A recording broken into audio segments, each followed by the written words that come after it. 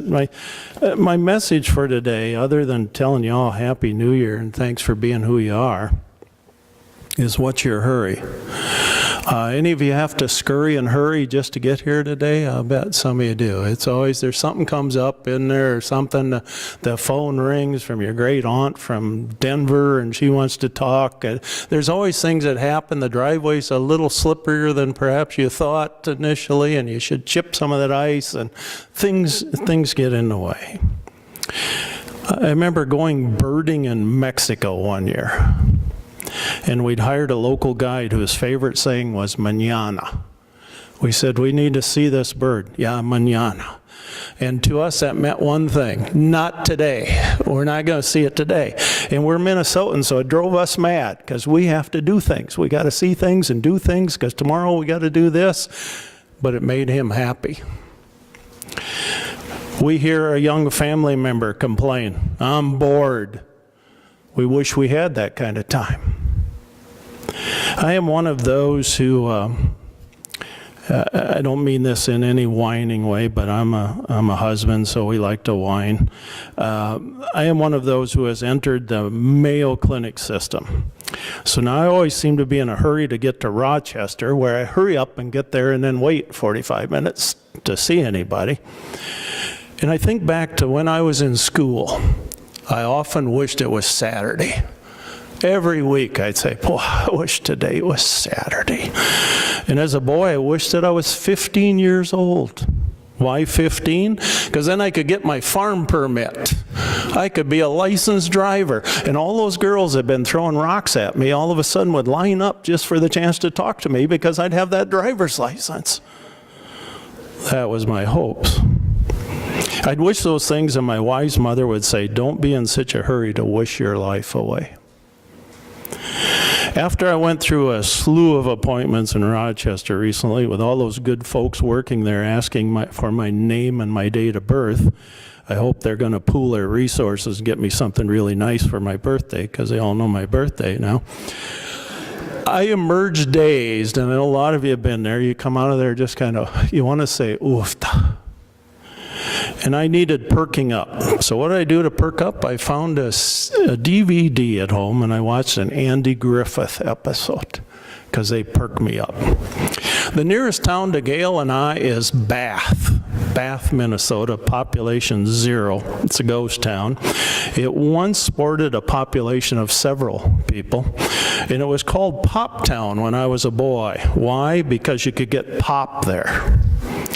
Maybe a Tom Moore orange or strawberry. Oh, it was called pop, not soft drinks or soda in those days. It was pop. And I bring up Bath so you know that when I view Mayberry, I view it as a glimpse of life in a bustling metropolitan area. The episode I watched was titled, The Sermon for Today. That was a message meant for me, I know. And it opened on Andy's front porch, and Opie was listening to Andy reading the Sunday comics aloud. Andy said, and Orphan Annie, she says, jumpin' Jehoshaphat, the crooks are heading for that nice Mr. Deacon's ranch. We better go tell the chief of police. And Sandy, her dog, says, arf. Opie said, what? Arf. You know, when he agrees with her, he says arf. Aunt Bee poked her head in the door. Opie, you should be getting dressed. And Andy, you're not going to sit there reading the papers. We should get started. Andy says, Aunt Bee, preaching don't begin till 11 o'clock. Aunt Bee said, but we want to get a good seat. Andy and Opie in the next scene are all slicked up and waiting. Got their suits on. Aunt Bee's on the telephone. She's dressed for church, wears a hat and pearl earrings, and carries gloves.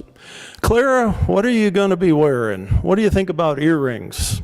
I don't want to wear them if you're not going to wear them.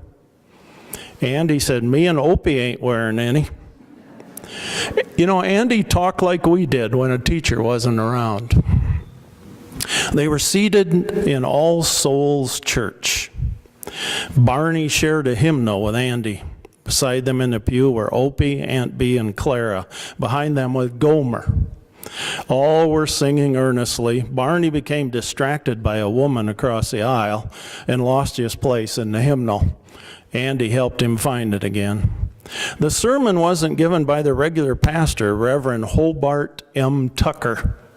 Instead, Dr. Harrison Everett Breen, a visiting minister from New York City, delivered a sermon titled, "What's Your Hurry?"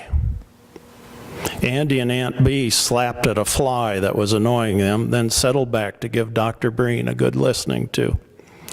Dr. Breen was one of those guys that would grasp like this, just grab it. And you could tell he was all trying to pull it up off from the floor. And he started bellering, as my dad said.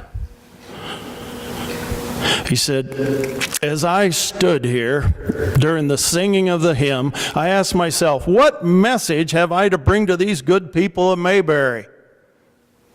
And I was reminded of an incident. A young man came to me recently and said, "Dr. Breen, what is the meaning of it all?" And I said to him, "Young man, I'm glad you asked." Aunt Bee noticed a bit of lint on Andy's lapel and picked it off. Dr. Breen continued, "My friends, I wish more of us found the time to ask that question. Whither are we headed and why? Why this senseless rush, this mad pursuit, this frantic competition, this pace that kills? Why do we drive ourselves as we do?" Barney was in the midst of a yawn, but he stifled it and nodded in agreement. Andy frowned, but yawning is contagious, and he struggled not to yawn himself. Barney finally let go with a real jaw stretcher of a yawn. Dr. Breen said, "In our furious race these days to conquer outer space, are we not perhaps neglecting inner space? Shall we hope to find the secret of the universe by hurtling through it? Shall we find the true meaning of life by fleeing from it?" By this time, Gomer was sound asleep, snoring loudly. The man next to Gomer, whose head had been nodding, snapped upright and jabbed Gomer with his elbow. We've all seen that if we spent any time up in the front of a church. Gomer awoke with a start and almost fell out of the pew. Dr. Breen, consider how we live our lives today. Everything is run, run, run. We bolt our breakfast, we scan the headlines, we race to the office. The full schedule in a split second. These are the gauges of success. We drive ourselves from morn to night, my friends. We've forgotten the meaning of the word relaxation. What has become of the old-fashioned ways, the simple pleasures of the past? Who can forget, for example, the old-fashioned band concert at twilight on the village green, the joy and serenity of just sitting and listening? Andy folded his arms and reminisced. Barney's head was nodding. Dr. Breen, this is lost to us today. In this we should strive to recapture a simple, innocent pleasure. And so I say to you, dear friends, relax, slow down, take it easy. What's your hurry? What indeed, friends, is your hurry? As they left church, Andy said to Dr. Breen, "Yes, sir, you really hit the nail right on the head there." Barney added, "Yes, sir, that's one subject you can just not talk enough about, sin." Thank you, your listeners. Andy and Barney seated in a rocking chair on Andy's front porch after an Aunt Bee lunch. Barney says, "Man, we really packed it away, didn't we?" Andy said, "Yeah, boy." Barney pats his stomach. "Fortunately, none of mine goes to fat. All goes to muscle. It's a mark of us Fifes. Everything we eat goes to muscle." Gomer stopped by to say, "Hey, Andy." He was on his way to his cousin's to watch Goober wash his car. Aunt Bee had taken Dr. Breen's message to heart. She proclaimed to everyone there, "We're going to have a band concert, and we're going to have it tonight." She got everyone to spend the rest of the Sunday working themselves to death trying to put together a concert for the town. Aunt Bee and Clara set off to repair the old band uniforms. Andy practiced with the band. Barney and Gomer attempted to rebuild the bandstand. Gomer said Goober couldn't come, but he borrowed us these tools. Only thing is, I'm the only one can use them. He don't want strangers using his tools, only a relative. The bandstand fell apart after Gomer thought that he'd been bitten by a spider. They ran themselves ragged all day and ended up exhausted. All their efforts were for naught. Our heroes found themselves back on the front porch once again, completely drained by their efforts. When Dr. Breen came by to visit on his way back to New York, he saw them and believed his sermon had had a great impact on them. Look at you all, nice and relaxed, a picture of contentment. You look as serene and relaxed as if you just finished listening to a pleasant band concert. But he didn't heed his own words, and he rushed off, prompting Andy to say, "What's your hurry?" Whether we make New Year's resolutions or not, if we need to rush around, we should be thankful that we are able to do that and rejoice that we still have a hurry gear that works. Ecclesiastes tells us that everything on earth has its own time and its own season. We need to remember to take the time to tell others that we love them, that we appreciate them. We need to thank God for another day. We need to take time to be with ourselves, our loved ones, and our God.